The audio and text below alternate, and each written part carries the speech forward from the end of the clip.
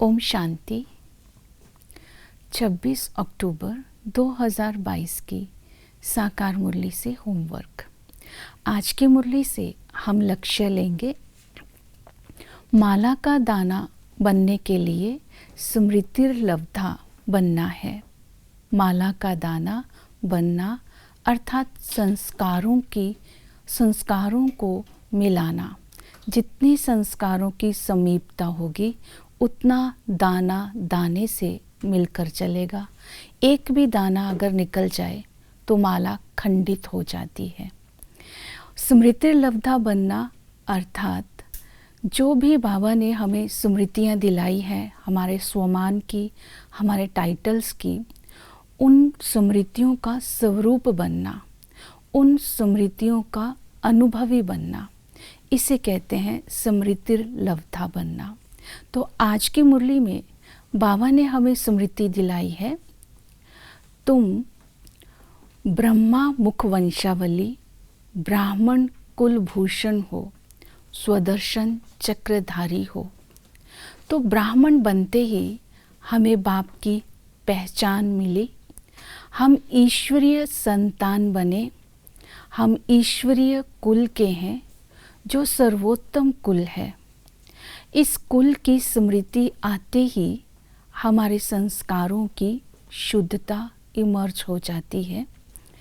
निराकारी दुनिया में हम आत्मा सबसे उत्तम है, सबसे श्रेष्ठ है। इस स्मृति को बार बार इमर्ज करेंगे, क्योंकि स्मृतिर्लब्धा बनने के लिए पहले हम स्वमान लेते हैं, फिर उसका स्वरूप बनते हैं, फिर उसको अनुभव करते हैं। अनुभव से अथॉरिटी आती है।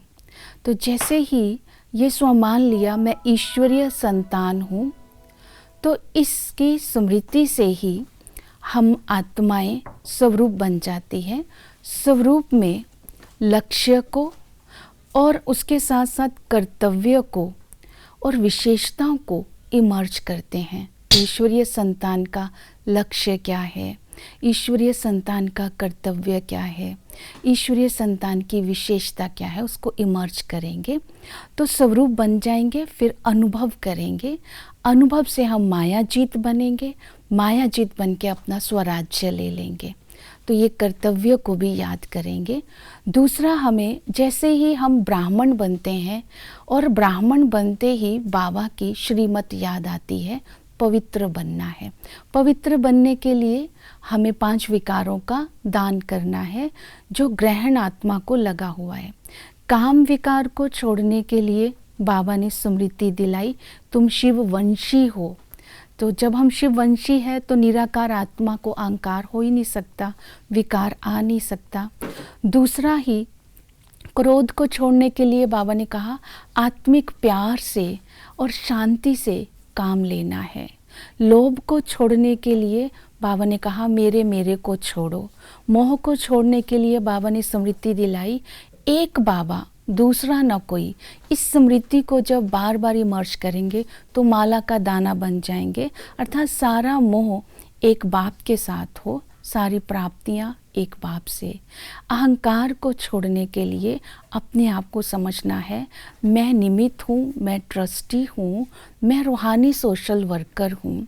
तो जब हम रूहानी सोशल वर्कर हैं तो एक बाप की याद से, बाप की याद से हम अपनी वृत्ति को पावरफुल बनाकर दूसरी आत्माओं को, अनेक आत्माओं की वृत्ति को चेंज करेंगे, उनको योगी बनाएंगे, उनको योग्य बनाएंगे।